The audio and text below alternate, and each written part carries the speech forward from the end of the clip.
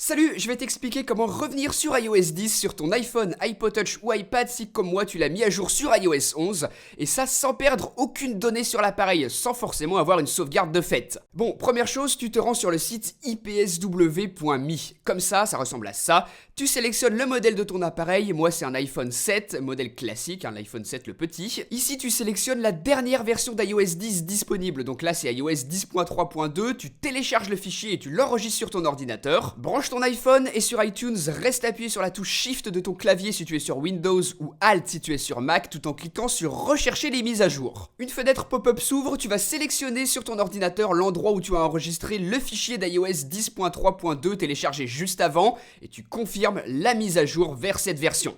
Ne touche plus à rien, ne débranche surtout pas ton appareil, la pomme d'Apple avec la barre de chargement juste en dessous va apparaître, et ensuite c'est tout bon, tu te retrouves sur cet écran, il va plus qu'à rester à configurer un petit peu iOS avant de pouvoir l'utiliser totalement. On se connecte à son compte iCloud, on choisit d'utiliser ou non Siri et la fonction d'Siri qu'on pourra configurer plus tard si on veut. C'est la dernière étape, on peut appuyer ensuite sur le bouton démarrer et quand c'est fait, voilà, on est revenu sur iOS 10 et on n'a absolument rien perdu comme données.